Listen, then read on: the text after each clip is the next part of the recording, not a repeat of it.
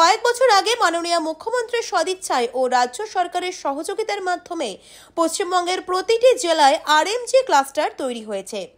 এর মূল লক্ষ্য হলো রাজ্যের সরকারি অনুদানপ্রাপ্ত বিদ্যালয়গুলির ছাত্রছাত্রীদের পোশাক সরকারের পক্ষ থেকে দেওয়া এবং এসএইচজি মহিলাদের সাথে সমান্তরালভাবে তৈরি করা। পশ্চিমবঙ্গ সরকারের উদারতায় আজ সারা রাজ্যের পোশাক তৈরি করছে এই সংস্থা। ইতিমধ্যে অনেক আরএমজি ক্লাস্টার তাদের টুল কিটসও পেয়েছে। টেক্সটাইল এবং এমএসএমইর সঙ্গে আমরা যুক্ত।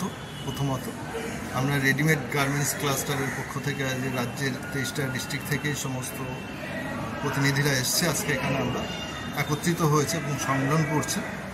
আমাদের মূল উদ্দেশ্য হচ্ছে সরকারের বিভিন্ন রকম পরিকল্পনা আছে, আমাদের মাননীয় মুখ্যমন্ত্রীর অনেকগুলো উদ্যোগ রয়েছে, যে উদ্যোগের মধ্যে শিল্প উদ্যোগ, ক্ষুদ্র শিল্প উদ্যোগে নিয়ে আমাদেরকে অগ্রগতি দেখিয়েছেন এবং রেডিমেডের পক্ষ থেকে আমরা যে ক্লাস্টারগুলো হয়েছি সেই ক্লাস্টারগুলো শুধু স্কুল পোশাকের সঙ্গেই না, স্কুল পোশাক ছাড়াও সরকারি অনেক রকম পোশাক তৈরি হয়।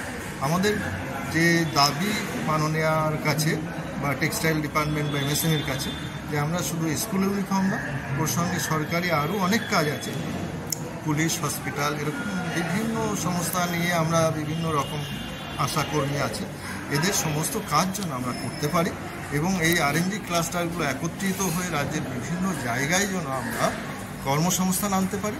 এসএইচজি মহিলাদের সঙ্গে সঙ্গে আরএমজি ক্লাস্টারও একত্রিতভাবে এগোনোর মূল উদ্দেশ্যই আমাদের এটা এবং কর্মসংস্থান, মূল উদ্দেশ্য কর্মসংস্থান, সেই জন্যই একত্রিত।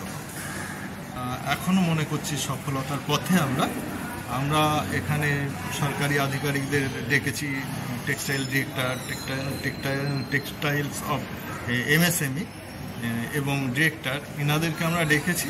আমাদের অভিযোগের কথা ইনাদের সামনে তুলে ধরেছি।